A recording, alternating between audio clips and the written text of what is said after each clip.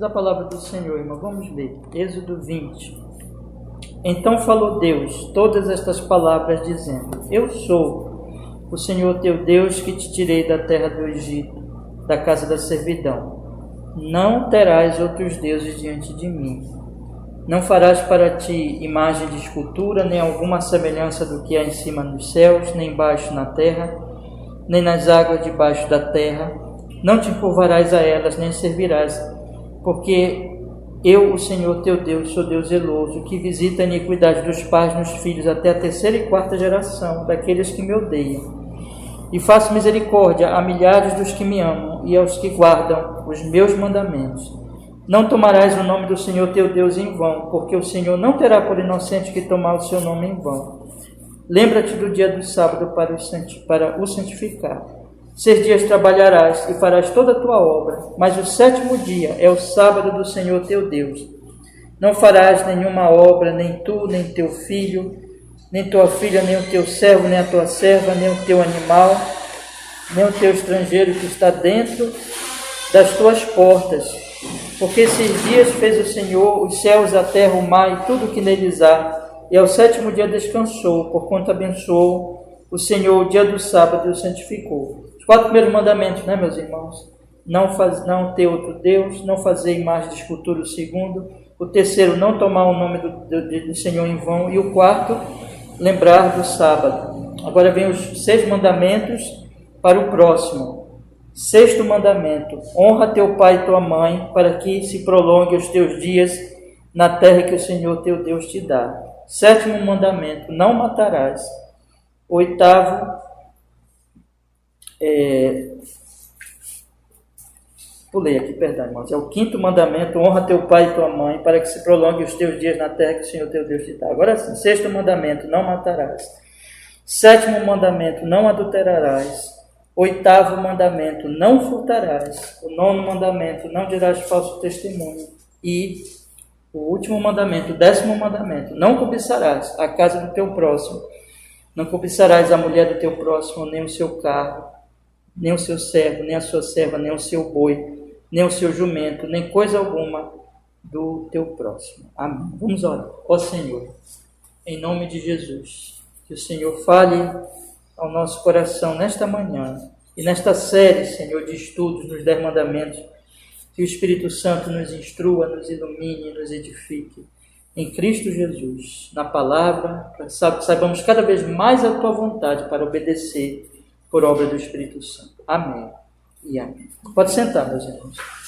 Irmãos, vamos continuar o nosso estudo, né? Os 10 mandamentos, nós estamos lendo o Catecismo Maior, estudando o Catecismo Maior. Nós vamos continuar nesta manhã, né? Olha, o Catecismo Maior, nós já estudamos o Catecismo Ortodoxo, o primeiro mandamento do Catecismo Ortodoxo. Agora nós vamos estudar o primeiro mandamento no Catecismo Maior de Westminster. Estamos estudando, né? E este Catecismo Maior, ele tem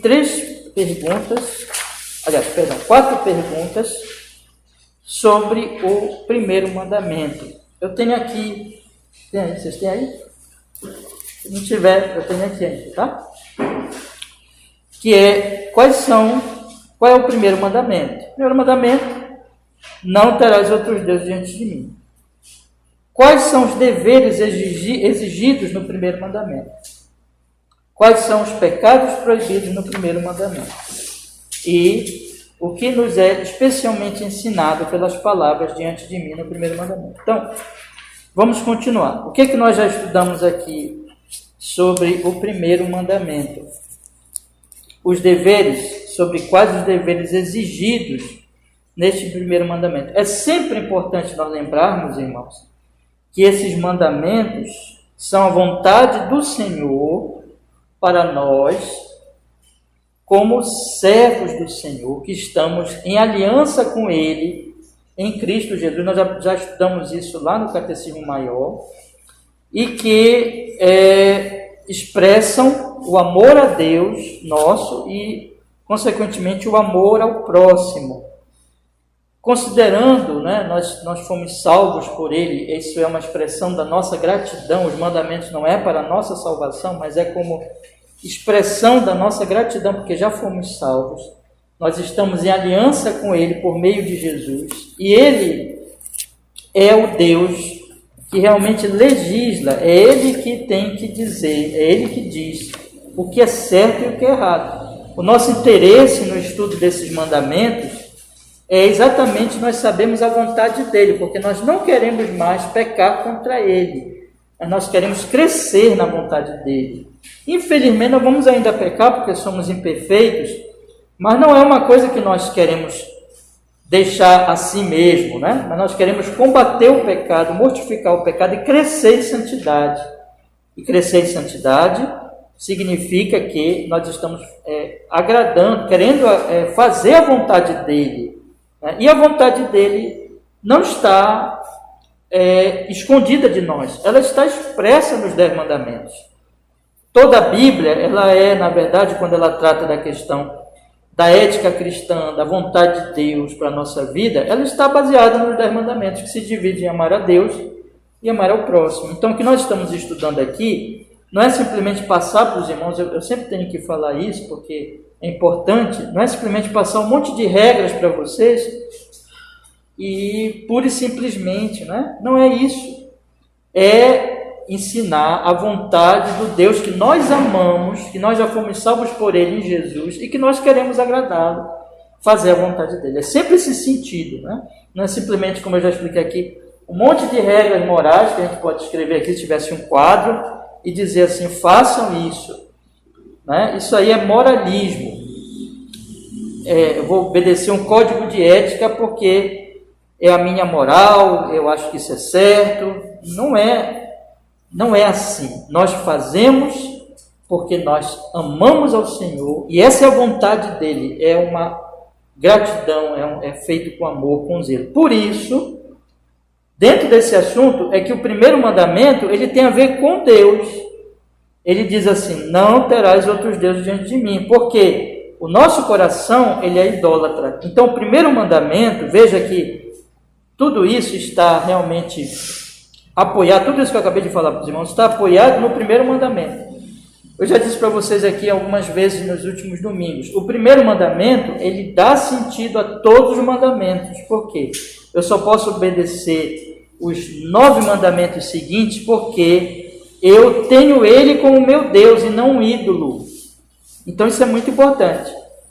Então, quais são os deveres deste mandamento? O mandamento diz, não terás outros deuses diante de mim. Quais são os deveres?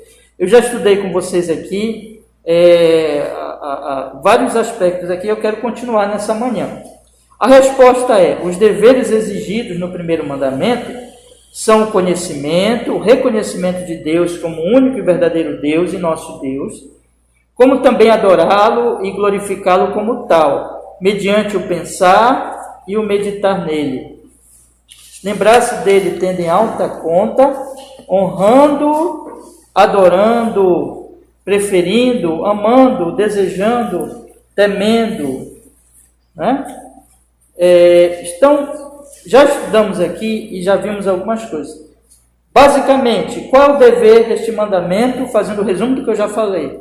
Buscar o conhecimento de Deus. No caso de nós cristãos, nós já conhecemos a Ele, mas nós temos que crescer neste conhecimento dele. E à medida que nós vamos conhecendo, usando os meios que ele nos dá, a própria palavra, as escrituras, o culto público, a comunhão com a igreja do Senhor, nós vamos reconhecendo ele como nosso Deus, como o único e verdadeiro Deus nosso.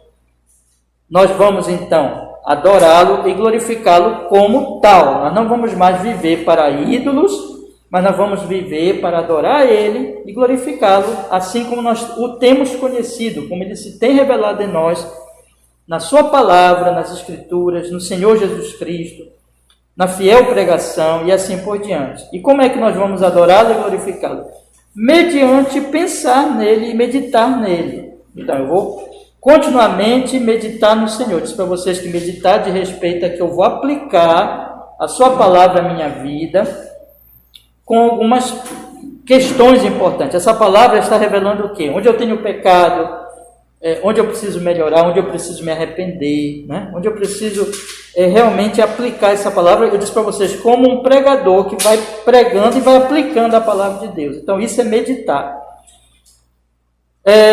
E continuamos aqui, lembrar-se dele, tendo em alta conta, honrando, adorando, preferindo, amando, desejando, temendo. Deus vai ser mais importante que tudo na nossa vida, né?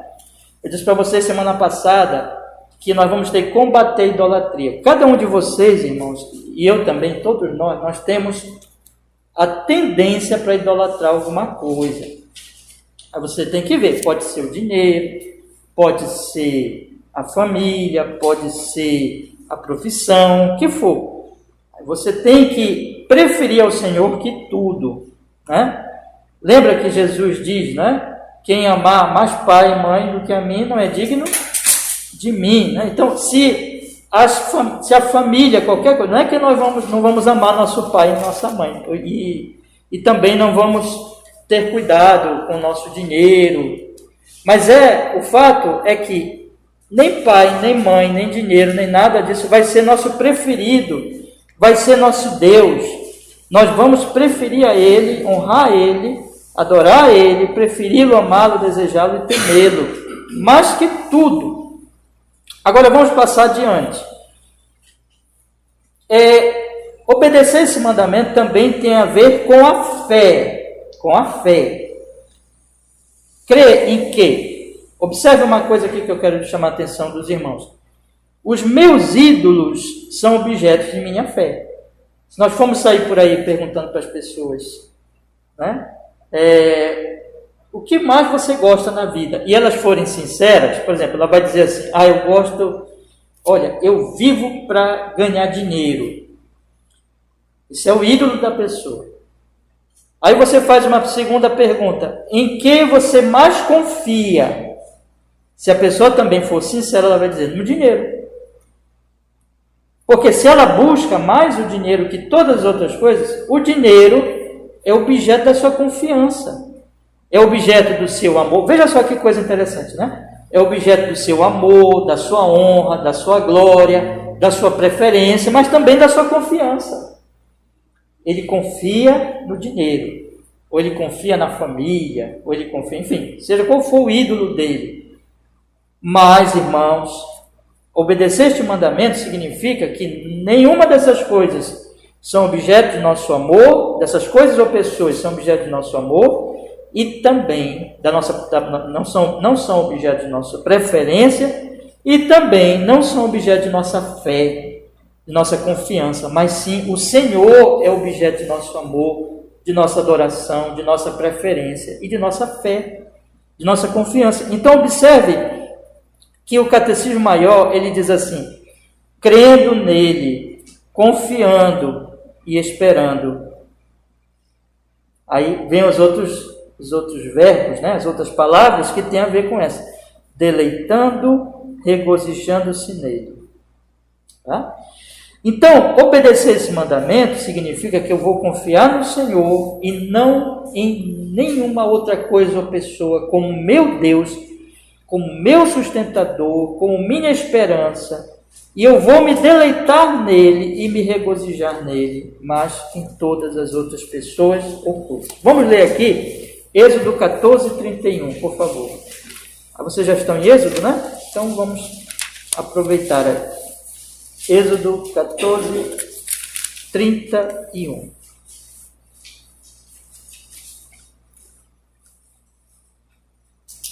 E viu Israel a grande mão que o Senhor mostrara aos egípcios, e temeu o povo ao Senhor, e creu no Senhor e em Moisés, seu servo.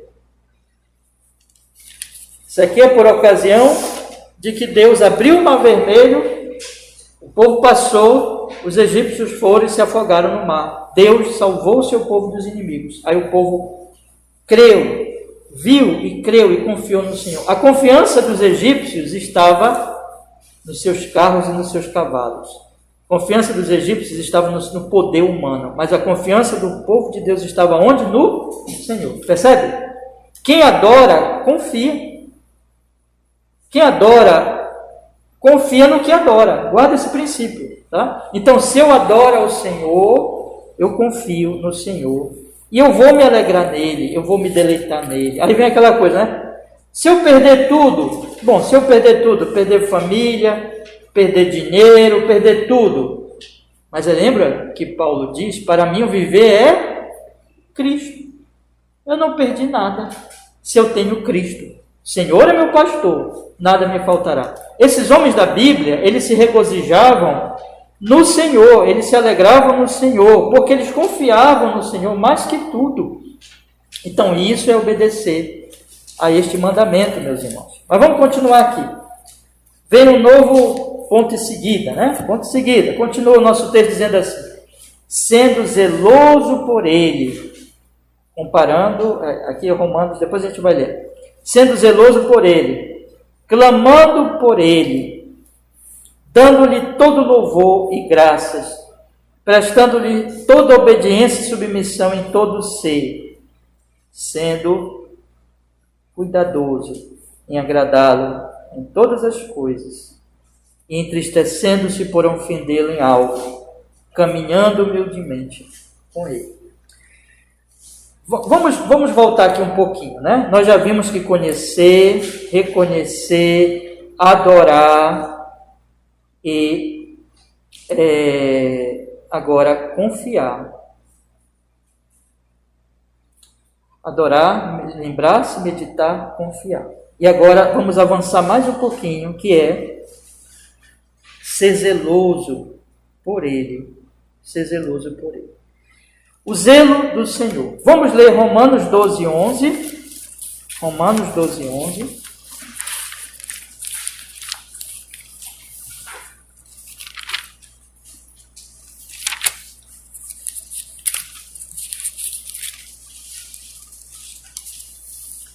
Romanos 12, 11, com Números 25, 11.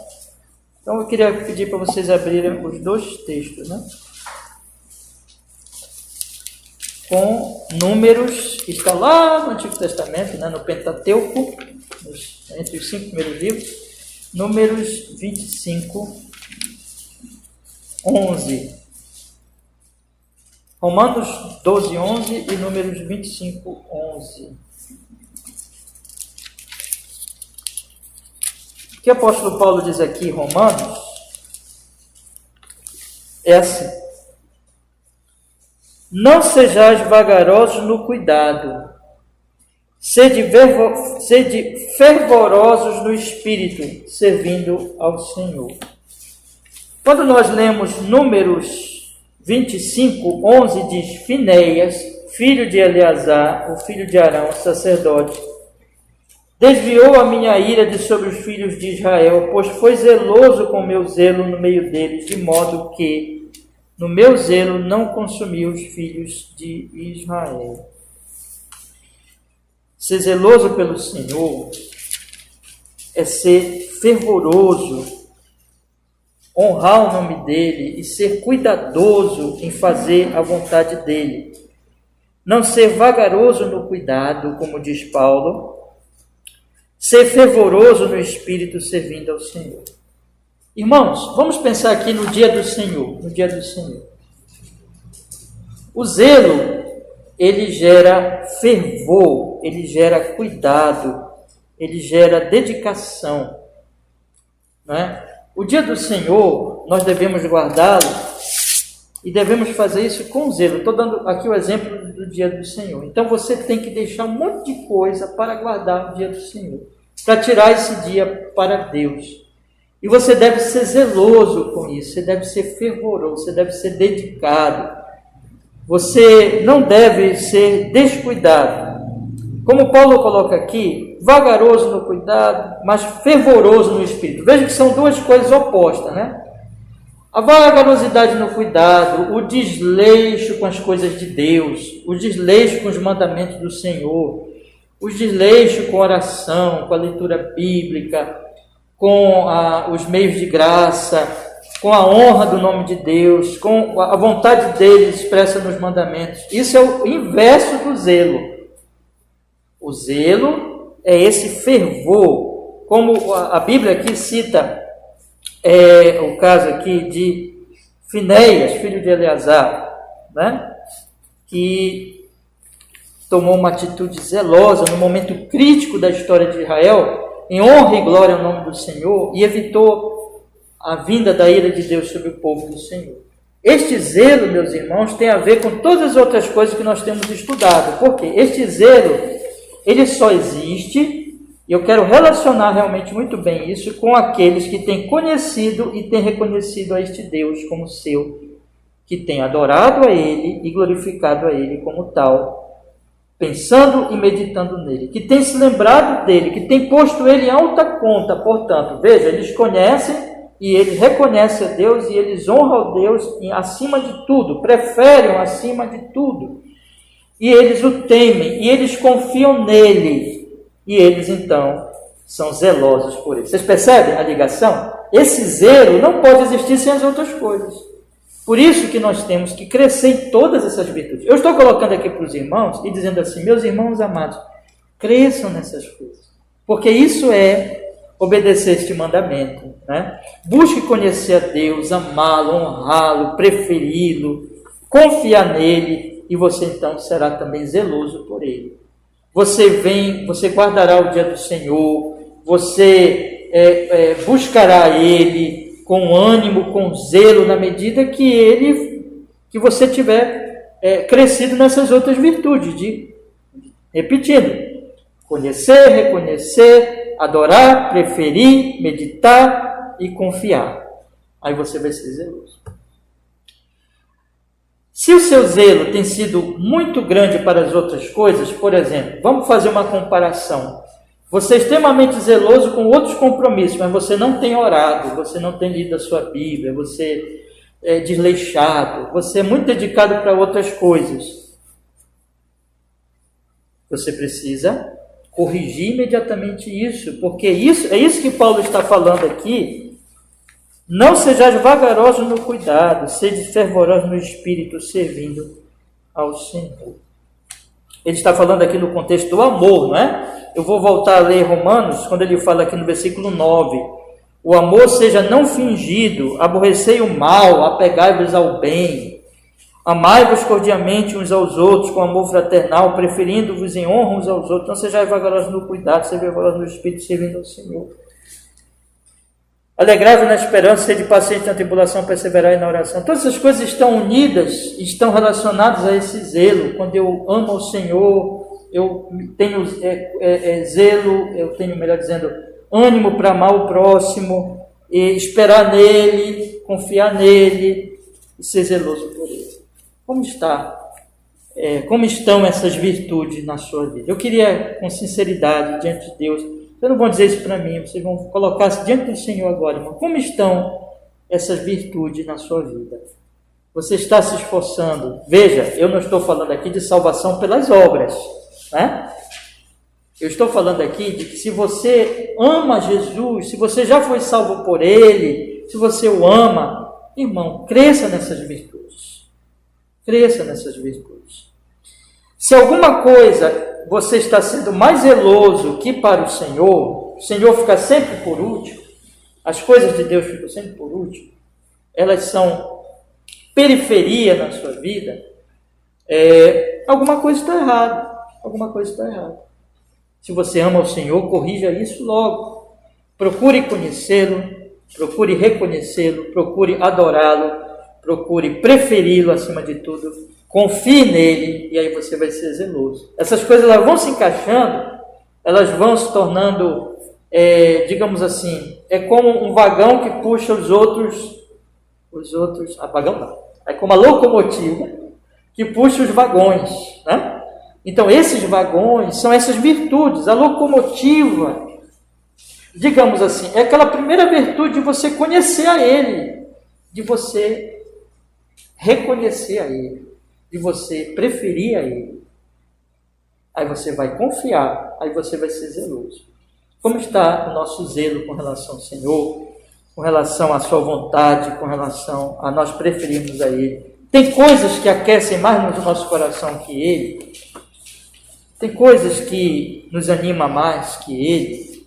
Essas coisas estão, então, disputando a nossa adoração. Essas pessoas ou essas coisas, e essas coisas, elas estão atrapalhando a nossa vida com Deus. Essas coisas têm que ser postas no lugar certo. Essas coisas têm que ser postas como criaturas. E Ele tem que ser o nosso amor, a nossa preferência. Se nós realmente, meus irmãos, fomos salvos e amamos a Ele, não é, como é que eu posso dizer assim? Não é compatível um cristão continuar nesse caminho. Ele tem que se livrar de todas as coisas que estão atrapalhando a vida dele, o zelo e a dedicação, a busca ao Senhor, e crescer realmente nessa busca, nesse temor, nessa adoração. Ok? Vamos ver aqui, irmãos, o que mais diz o nosso Catecismo Maior. Zeloso por Ele, clamando por Ele, dando-lhe todo louvor e graças, prestando-lhe toda obediência e submissão com todo o ser. Olha só, clamar a Ele, suplicar a Ele, pedir ajuda dEle. Porque, irmãos, observem mais uma vez como as coisas estão ligadas. Se eu o reconheço como Deus e o adoro e confio nele e sou zeloso por Ele, esse meu zelo vai levar a clamar a Ele. Pense no seguinte, o que é oração? O que é oração? Quando eu oro, eu estou dizendo que eu preciso do Senhor.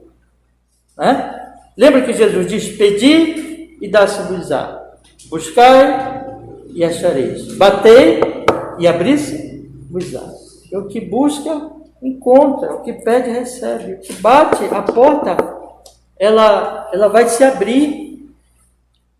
Mas quando é que eu busco, quando é que eu bato, quando é que eu clamo, quando é que eu peço? Quando eu confio, irmão. Quando eu confio. Aí eu tenho que tocar também na vida de oração dos irmãos. Como é que está a sua vida de oração? Você ora, você clama, você começa o seu dia orando, você está passando o seu dia lembrando dele, clamando a ele, pedindo ajuda dele, pedindo a graça de Deus. Quando você for fazer qualquer coisa, fazer os seus afazeres, fazer todas as coisas, realizar as tarefas, desde as mais simples às mais complexas. Vocês aqui são estudantes ou trabalhadores, o que for. Você confiar sempre nele, você clamar a ele. Ter um período diário de orar, para orar, porque você confia nele. Clamar, dar louvor a ele em tudo. Veja que as coisas aqui, tudo é oração. Clamar e louvar e dar graças. Eu clamo pedindo ajuda e eu agradeço pelo que ele já me deu. Tudo isso é reconhecimento de que tudo vem dele. Se eu não tenho alguma coisa, ou se eu estou empenhado em conseguir alguma coisa que me é útil, eu clamo a ele, porque de onde vêm todas as dádivas, de onde vêm todas as bênçãos, vem dele. E se eu já tenho, eu agradeço. Por exemplo, eu levantei, eu acordei, abri os meus olhos de manhã. Quem foi que me deu vida e que me guardou durante o sono? Ele. Então eu digo, obrigado, Senhor, pelo dia. Obrigado porque eu estou vivo. Obrigado porque eu tenho lá na minha despensa o café que eu posso fazer agora. Ou o meu pãozinho. Tem dinheiro, tem o que for. Tem esse telhado aqui, tem essa casa aqui. Obrigado, Senhor. Obrigado que eu tenho essa cama. Obrigado que eu tenho tudo. E tudo vem do Senhor. Então, é confiança, irmãos. Quem se levanta nem ora, O ímpio faz isso, nem aí para Deus, ele não agradece a Deus, ele não ora a Deus, não clama a Deus, ele confia no braço. Irmãos, não orar é dizer que não precisamos do Senhor, é não confiar no Senhor. Não orar, não agradecer, é isso. A oração é fruto da fé, é fruto da confiança. Hoje à noite eu vou falar de oração, Hoje à noite, o nosso texto é sobre oração. Hoje nós vamos estudar no Evangelho de João. Então, continua, prestando-lhe toda a obediência e submissão com todo o ser. Isso aqui é zelo. Senhor, eu vou te obedecer com todo o meu ser. É um esforço para fazer isso. Hoje, ainda há pouquinho, eu estive estudando aqui da nossa classe de membresia, que isso é claro que não é feito com perfeição, mas é com sinceridade. Um ponto importante, sinceridade. Sinceramente querer agradar o Senhor, sinceramente querer obedecê-lo, ser submisso a Ele com todo o seu ser. Vamos ler Jeremias 7:23, por favor, abra aí a sua Bíblia. Jeremias 7:23.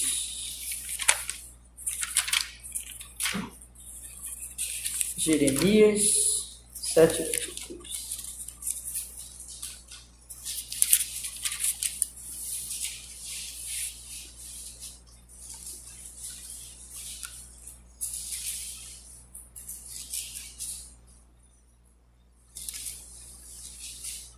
Mas isto lhes ordenei, dizendo: dai ouvidos à minha voz, e eu serei o vosso Deus, e vós sereis o meu povo, e andai em todo o caminho que eu vos mandar, para que vos vá bem. É isso que Deus está dizendo para nós. Então, ser zeloso por Deus, confiando nele, é que eu vou andar no caminho dele, no que ele mandar, no que ele ordenar. Eu vou me esforçar para o Senhor. O que tu queres? Agora, onde é que ele quer? Onde ele revela o que ele quer, melhor dizendo? Na palavra, irmãos. Especialmente aqui, nesse texto que nós estamos estudando, olha, nos 10 mandamentos. Vamos ler também Tiago 4:7. Tiago 4:7. Tiago 4:7. Sujeitai-vos, pois, a Deus, resisti ao diabo, e ele fugirá de vós. Quando você se sujeita a Deus, você resiste ao diabo. Não dá para fazer a vontade de Deus e fazer a vontade do diabo. As coisas são opostas. A vontade do diabo é a vontade do pecado, deste mundo, né? Então, fazer a vontade do Senhor, viver para o Senhor, isso é zelo, meus irmãos. E isso é obedecer o primeiro mandamento, né? Vamos continuar no catecismo. O catecismo continua dizendo assim: sendo cuidadoso em agradá-lo em todas as coisas, entristecendo-se por ofendê-lo em algo, caminhando humildemente com ele. Veja que tudo acaba aqui. Não é por acaso que as últimas frases são estas. Porque adorar o Senhor, no final das contas, é que a minha vida toda vai ser um culto. Culto, irmãos, não é só aqui. Culto é a minha vida lá fora. Se eu adoro ao Senhor, quem obedece esse mandamento, não ter outro Deus diante dele, é cuidadoso em agradá-lo, não em algumas coisas, mas em todas as coisas. Existe uma religião falsa no meio do evangelicalismo contemporâneo, dos evangélicos de hoje, que divide as coisas, eu falei isso aqui, entre sagrado e secular. A pessoa ela tem uma vida sagrada, que é quando ela está na igreja. E ela então presta um suposto culto a Deus, mas a partir daqui Deus não tem nada a ver com a vida dela. Ela age conforme as pessoas lá de fora. Isso não é verdadeiro cristianismo e não é obedecer este mandamento. Obedecer este mandamento é eu cultuo aqui e eu cultuo lá fora. É claro que aqui é diferente no sentido da expressão do culto. É diferente na expressão, na forma como eu adoro, né? Aqui é o ápice do culto, então diretamente eu vou adorar a Deus com hinos, com salmos, orando, ouvindo a sua palavra, aprendendo dele, comunhão com os irmãos. É assim que eu vou me expressar. Essa é a forma do culto. Deve ser para mim mais deleitosa de todas essa forma. Por quê? Porque, vamos dizer assim, eu estou tratando diretamente com as coisas de Deus, com a palavra de Deus, com os hinos sobre Deus, né? Então o assunto é diretamente sobre Deus. Mas lá fora também é tudo sobre Deus.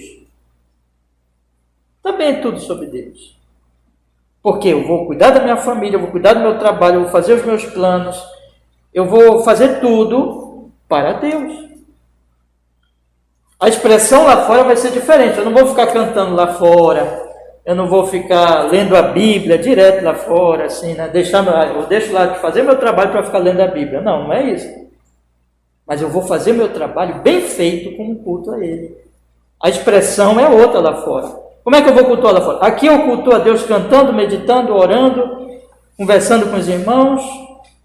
É a expressão do culto. Lá fora eu cultuo a Deus varrendo a minha casa, cuidando do bebezinho, se tiver um bebezinho, cuidando do meu pai idoso, cuidando da minha mãe, cuidando do meu irmão, cuidando, se eu estou trabalhando, fazendo bem o meu serviço. É isso. É a vida normal, o dia a dia, a prática da vida em que eu faço tudo em honra a Ele e para o bem do próximo. A expressão muda, mas o culto não muda. O culto é o mesmo culto. O culto é em que eu sou cuidadoso para agradá-lo, fazer a vontade dele. A minha tristeza, irmãos, qual é a nossa tristeza? A entristecendo-se por ofendê-lo com algo. As pessoas choram quando perdem um ente querido. Choram quando ficam doentes. Choram quando estão passando necessidade. Choram quando são ofendidos pelos outros, perseguidos pelos outros, ameaçados de morte ou o que for. Mas só o cristão, guarde isso, chora por seus pecados. Só o homem arrependido chora por seus pecados. Porque a tristeza maior dele não é perder coisas, não é perder dinheiro, não é perder nem mesmo a saúde ou a vida, é ofender o Senhor, que Ele tanto ama. A nossa tristeza maior deve ser o pecado, não a doença. Pecado. Porque o pecado é pior que a doença. Porque o pecado é pior que a própria morte. A morte é salário do pecado. O pecado é que leva para a morte. O pecado é que é o mal dos males. Porque o pecado ofende ao Senhor, Rei do Universo, Santíssimo Deus, único Deus. E o que eu mais quero na vida é agradá-lo. Portanto, a minha tristeza deve ser entristecê-lo. E finalmente encerra dizendo, caminhando humildemente com Ele. Porque tudo desemboca na humildade. Porque a soberba de Adão e Eva, que implantada por Satanás, que disse, sereis como Deus. O homem quer ser Deus, o homem quer ser autônomo, mas aquele que adora ao Senhor não quer mais isso. Ele quer caminhar humildemente diante do Senhor, dizendo amém, Senhor. Senhor, se me deres isso, amém. Se não me deres isso, amém. Se eu viver com saúde, muitos anos de saúde, amém. Se eu tiver alguma doença, e esse for o teu propósito, amém. Se eu tiver que morrer logo, amém. A vontade do Senhor é o que importa. Me dobrar diante dele, me submeter a ele, andar humildemente diante dele. Porque Ele é Deus, Ele é o Senhor, não eu. E Ele é aquele para quem eu devo viver, honrar, glorificar o seu nome santo. Vamos ler aqui mais alguns textos, irmãos. Abra comigo o Salmo 119, 136. Salmo 119, 136.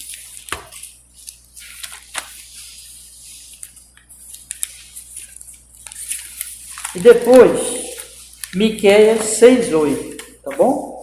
Vamos ler os dois textos. Salmo 119, 136, depois Miqueias 6:8.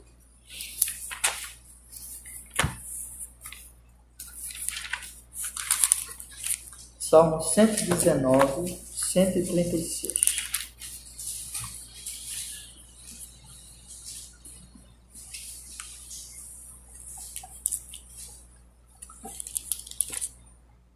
Depois Miqueias 6:8. Primeiro Salmo 119, 136 diz assim: rios de águas correm dos meus olhos, porque não guarda a tua lei. O que fazia o salmista chorar? Porque ele olhava em volta e ele não via as pessoas obedecerem à lei de Deus. Rios de águas correm dos meus olhos, porque não guarda a tua lei. Agora, Miqueias 6:8.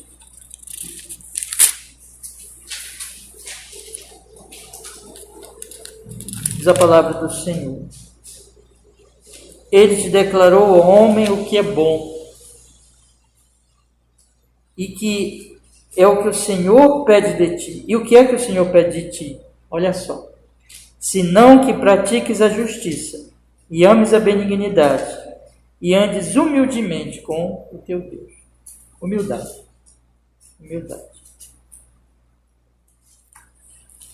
Vamos fazer agora um panorama desses deveres exigidos e vamos ver a lógica que está aqui, como uma coisa conduz a outra coisa.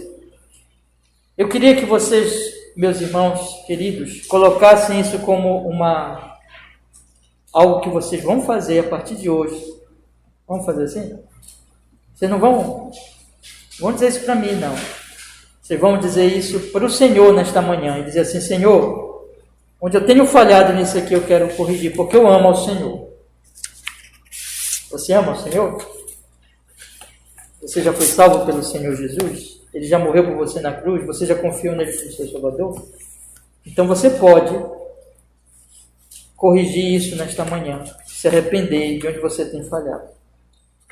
A grande primeira questão é: você tem procurado conhecer o Senhor? Você tem sido zeloso com o dia do Senhor, com a leitura da sua Bíblia, com a meditação, com a oração por mais conhecimento dele? Comece aqui. Diga para ele assim: Senhor, eu quero te conhecer. Mas vamos ver então quais são os nossos deveres, irmãos, e vamos observar nessa vista panorâmica como essas coisas estão unidas. O primeiro dever exigido no primeiro mandamento é conhecer e reconhecer a Ele como o único e verdadeiro Deus e nosso Deus. Veja que é pessoal, nosso Deus. Busque isso dele, e ele está disponível para você no Senhor Jesus. Buscar-me-eis e me achareis. Se você buscá-lo com sincero interesse e amor, você já sabe o caminho, né? O caminho quem é? Jesus. Então busque a Ele como o único e verdadeiro Deus, o seu Deus, e você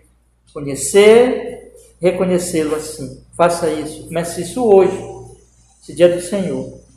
A partir daí, se esforce por adorá-lo e glorificá-lo como tal, como seu Deus e o único Deus verdadeiro. Como pastor, pense muito nele, medite na vontade dele para a sua vida. Se esforce também por lembrar-se dele. Como? Tendo em alta conta, honrando, adorando, preferindo, amando, desejando, temendo. Prefira a Ele e honre a Ele acima de todas as criaturas, a todas as pessoas ou coisas. Espere nele, deseje-o, tema-o, não tema o homem, não tema ídolo nenhum, tema a Ele. Esforce-se por isso. A partir do momento que você está crescendo no conhecimento e no reconhecimento, você está crescendo na adoração e no lembrar-se, preferi-lo e honrá-lo acima de tudo. Procure também crescer na fé nele. Não confie nas coisas, nas pessoas, mas confie nele e espere nele. E então se deleite e se regozije nele. A partir do momento que você então fizer isso, você vai perceber que o seu coração vai se aquecer. Você vai começar a ter zelo por ele, fervor por ele. Então, vá adiante e seja zeloso por ele. Clame a ele. Tenha uma vida de oração. Cresça na vida de oração. Clame a ele em todas as circunstâncias e dê graças a ele por tudo. E preste-lhe obediência e submissão com todo o seu ser, com o seu corpo, com a sua alma, com o seu espírito, com a sua vontade, com as suas afeições, com as suas emoções, com o seu intelecto. Leve tudo em submissão a ele, dedique todo o seu ser a ele, conforme ele tem sido revelado a você em Cristo, conforme ele é. Seja cuidadoso, desde as primeiras horas da manhã, você se levantar, colocar os seus pés para fora da cama. Antes disso, você já começa orando em fazer o seu café, vocês que fazem o café em casa, conforme ele quer, ou você vai tomar o café, conforme ele quer. Quando você der a primeira palavra com seu familiar, conforme ele quer. Suas primeiras palavras sejam conforme ele quer, e não conforme o pecado. E se entristeça profundamente toda vez que você falhar nisso. Porque nós vamos falhar, né? Nós somos o quê? Imperfeito. Nós estamos crescendo. Isso não é desculpa para pecar. Note bem. Mas é um reconhecimento de que nós estamos ainda em processo de aperfeiçoamento, de crescimento em agradá-lo. A nossa tristeza tem que ser: Senhor, como o pecado para mim é um peso. Como eu me entristeço ainda a ser tão imperfeito. E quando eu olho para o mundo, como eu me entristeço em ver as pessoas não te adorarem, em ver a igreja vazia no dia do Senhor, né? Em ver que as pessoas estão em todos os lugares, mas o dia do Senhor elas desprezam. Em ver que os homens roubam, mentem, enganam, matam a si mesmos, estão morrendo todos os dias nos seus pecados. Como isso me entristece, porque eles desonram o Senhor. Os meus olhos enchem de lágrimas, porque não guarda a tua lei. E finalmente, se esforce, meu querido irmão, para humildemente se submeter a ele em tudo. Contente-se nele. Senhor, me concede isso. Se ele não me der, amém, Senhor. Se ele me der, graças te dou, Senhor, pelo que me deste. Seja humilde. Ande todos os dias, não como soberbo, mas a gente diz, né? Os antigos diziam com o rei na barriga, né? Como se fosse o tal, o bonzão, o senhor de toda situação, mas com humildade, sabendo que tudo vem dele, eu dependo dele todos os dias. Olhando para o próximo com humildade, não com arrogância, não por cima, mas como servo de todos, orando, perdoando, suportando as fraquezas deles, porque eles também são pecadores, desejando que eles também conheçam esse Deus e eles glorifiquem esse Deus. É isso, irmão. Eu queria exortar a vocês nesta manhã a que crescessem nessas virtudes, tá bom? E deixa eu falar para vocês uma coisa: isso é só a superfície. Isso aqui é um assunto para a sua vida toda. Você vai crescer nisso a vida toda. Toda a sua vida, busque crescer nessas virtudes. Tá bom? Porque o que eu falei aqui é apenas, digamos assim, a superfície do que nós precisamos fazer e crescer nele, em obediência e amor a ele. Há muito mais o que falar, e na verdade é assunto para todo o nosso viver. Você vai aprendendo cada vez mais isso na prática, no dia a dia. Mas comece, se esforce, cresça nele. Vamos passar para a próxima pergunta, então. E a próxima pergunta, a resposta dela é bem maior. E nós vamos só começar hoje, ainda tem ali alguns minutinhos. E aí semana que vem nós vamos continuar. E qual é a pergunta próxima? A pergunta, ela é digamos assim, o outro lado da mesma moeda, né? Porque a primeira pergunta tratou dos deveres exigidos neste primeiro mandamento. Agora nós vamos ver quais os pecados proibidos também neste mandamento. Então, outro lado da moeda, os deveres exigidos e os pecados proibidos. Essas coisas, evidentemente, elas andam juntas. Nós vamos ver que elas, na medida que eu obedeço às exigências, que eu sigo as exigências, eu vou também deixando os pecados proibidos. Mas o que é proibido neste mandamento? Vamos ver? Os pecados proibidos no primeiro mandamento são o ateísmo, negar ou não ter Deus. Ateísmo, negar ou não ter Deus. Vamos ver Salmo 14, verso 1 e Efésios 2:12. Vamos ler os dois textos, tá? Salmo 14, verso 1. Salmo 14, verso 1. E Efésios 2:12.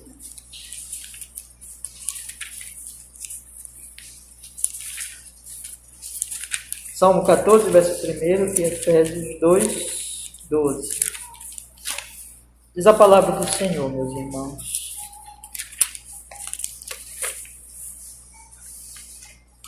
Disse o nécio no seu coração: não há Deus.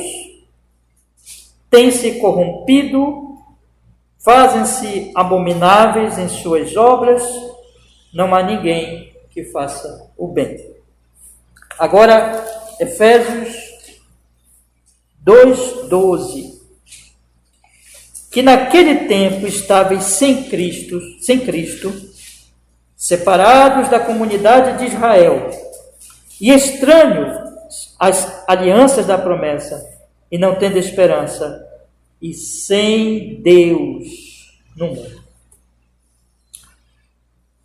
Irmãos, qual é o primeiro pecado proibido, digamos assim? É a negação de Deus, ou o ateísmo. Os pecados proibidos no primeiro mandamento são, primeiro, negar a Deus, ou, como diz aqui o Catecismo Maior, não ter um Deus. Né? Deixa eu explicar aqui para vocês, então, o que é negar. Essa negação, ela pode ser uma negação explícita, teórica, que é o que nós vimos muitas vezes hoje. Por exemplo, eu ouço alguns canais de YouTube que eu sigo, que eu acho interessante, algumas análises de especialistas, estudiosos, e assim por diante, mas eu observo que aqui e ali a gente encontra alguém dizendo assim: eu sou ateu. Eu sou ateu.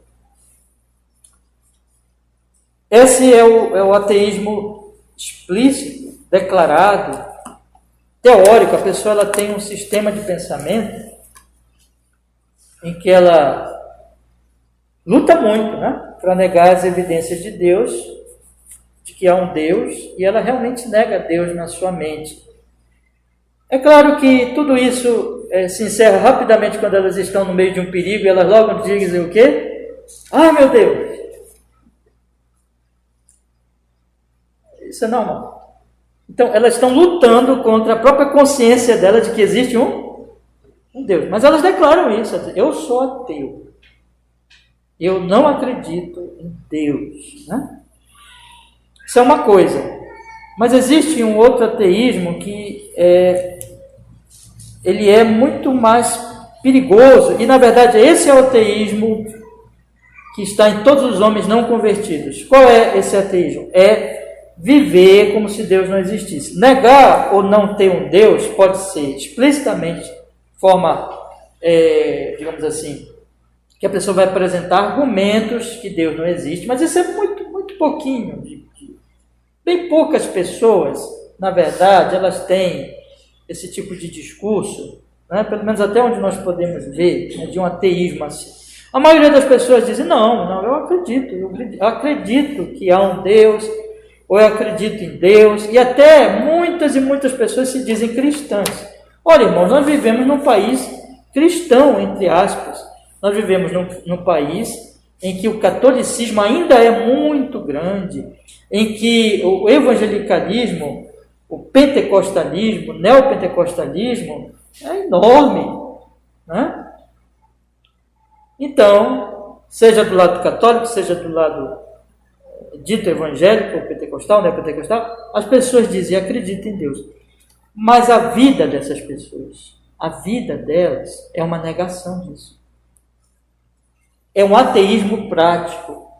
A maioria da população brasileira vive não como o dever que nós estudamos aqui na primeira parte, na segunda pergunta, aliás, do Catecismo Maior, quais são os deveres exigidos no primeiro mandamento. A maioria das pessoas não ama Deus, não confia em Deus, não prefere Deus, não vive para agradar a Deus, não se entristece com seus pecados, não chora por seus pecados.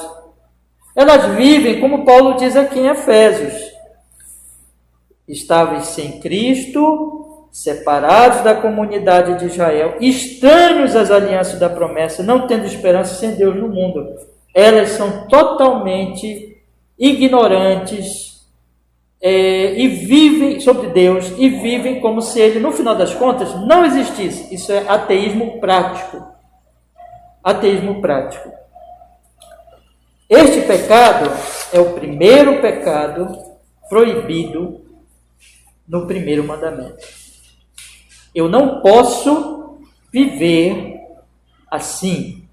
É quebrar esse mandamento ou declarar, como muitos declaram, né, que Deus não existe. Eles estão, claro, pecando diretamente contra esse mandamento, mas não só eles, não só eles. Todas as pessoas que vivem como se Deus não existisse, levantam de manhã, vão fazer os seus afazeres, vão realizar suas tarefas, como se não houvesse Deus, como se não existisse, enfim, um Senhor, Criador dos céus e da terra. Esse Deus, semana que vem, hoje eu vou parar por aqui, mas semana que vem a gente vai falar da idolatria. A idolatria, ela é uma espécie de ateísmo, tá? Mas eu vou explicar isso melhor semana que vem. Mas eu estou falando primeiro do ateísmo. O ateísmo, ele é mais básico que a idolatria, porque o ateísmo, ele é uma negação, não é simplesmente de Deus, de qualquer Deus, mas é negação de Deus, do Deus verdadeiro, do Deus revelado em Jesus Cristo. Então, irmãos, o que é o ateísmo? O ateísmo ele pode ser teórico ou prático, mas ele é ateísmo de qualquer jeito. O ateísmo é ou declaradamente, ou pela experiência do dia a dia, pela vivência do dia a dia, dizer que Deus não existe, e que Deus não importa, e que Ele não tem nada a ver com a minha vida, e que Ele, no final das contas, é totalmente irrelevante, sem importância. É viver sem Deus no mundo, estranhos às alianças, estranho à palavra, estranho ao Evangelho, sem se importar com nada que diz respeito a Deus. Isso é ateísmo. Tá bom? Semana que vem nós vamos continuar estudando a idolatria, que é, digamos assim, a irmã do ateísmo, ou podemos até dizer a filha do ateísmo, né? É uma parenta muito próxima do ateísmo. E que Deus nos guarde desses pecados. Vamos orar, meus irmãos? Senhor, muito obrigado, porque nós podemos, hoje de manhã, estudar, Senhor Deus Todo-Poderoso, mais um pouco do primeiro mandamento. Oramos e pedimos que esses deveres que eu e os meus irmãos estudamos nestas semanas, eles toquem no nosso coração e todos nós aqui nos esforcemos para cumprir esses deveres, crescer nessas virtudes, Senhor, de conhecer, de reconhecer, de adorar, de louvar, de confiar e de ser zeloso pelo Senhor e de agradá-lo em tudo e de andar humildemente no Senhor. Opere em nós para que nós vivamos uma vida tal que seja realmente um culto de adoração em tudo, e nos guarde do ateísmo, e nos guarde desses pecados aqui proibidos, Senhor, pela sua misericórdia, pela sua graça, em nome de Jesus. Em Cristo oramos e agradecemos, Pai. Amém. E amém.